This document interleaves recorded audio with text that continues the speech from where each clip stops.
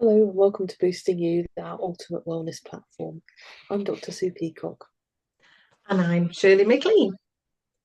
So, Shirley, I thought we could talk about that link between self-care and self-worth. So kind of trying to rewrite that internal script that we have.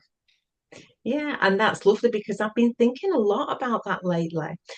How often clients just struggle with self-care, not because they don't know what to do, but because they don't feel worthy of it. Like there's this deep internal message saying, I don't deserve rest, or, I'm not important enough. Yeah, that kind of really hits the nail on the head, doesn't it, Shirley? In health psychology, particularly, we see that self-care behaviors are deeply linked to one's sense of self-worth. So if someone's sort of internal script is running messages like I'm only valuable if I'm productive or I have to put others first, then that self-care often slips to the bottom of the list. Exactly. And that script, it's usually formed over years, maybe even decades, often Mm. from early messages that we internalized about, you know, being good enough or what loves look like. Yeah, absolutely. And it's those early beliefs become sort of automatic assumptions, don't they? So when somebody pauses to rest or they says no, their inner critic is screaming, you're selfish, you're lazy, it's a harsh script to rewrite. And that's where hypnotherapy can be so powerful.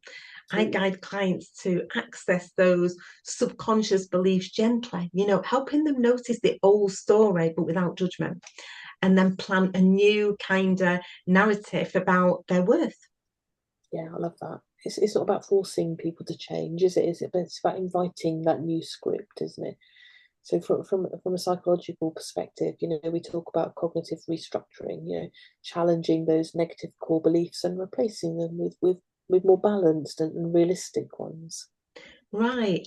And the beauty of hypnosis is that it works directly with the subconscious mind, the place where these core beliefs live, making changes feel natural rather than forced. Yeah, absolutely. And so many of my clients sort of tell me things like it's finally like I'm allowed to take care of myself, and, Mm. and that's that sort of sense of permission, isn't it? That shift in self-worth that makes such a massive difference. And once that permission is there, self care isn't a chore or it's not an obligation, is it?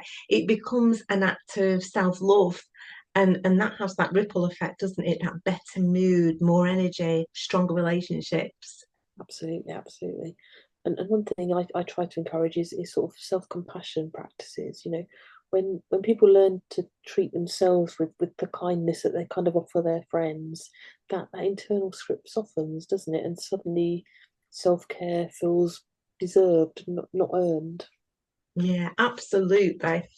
I also do guided imagery with clients too, imagining their inner child receiving love and care. And it's such a beautiful way to rewrite old beliefs with new emotional experiences. Absolutely. And rewriting that script can take time, can't it? But with patience and constant practice, whether it's through psychology techniques, hypnotherapy techniques, or various different self-compassion exercises in whatever form, it is possible to build that healthier relationship with yourself. Absolutely. There's loads of different ways that we can encompass together to achieve that. So, for anyone, listening who feels a little bit stuck in the world, not worthy, that not worthy story that sometimes we have, what's one practical step that they could take today? I think it would be to start noticing your self-talk around your self-care. Perhaps write down any negative messages you hear and then consciously write kinder alternatives. So, for example, you may have written, I don't deserve a break. And then we could kind of write a kind alternative that says something like, taking breaks helps me be my best self. Yeah, that's great. Love that. And maybe pair that with a little daily ritual because we love daily rituals, 5 minutes of breathing or gentle hypnosis, because all hypnosis is self-hypnosis, just to remind yourself that you are worthy. Yeah, absolutely. Because at the heart of self-care is the belief that you are enough, just as you are. And that's a script worth rewriting, you know.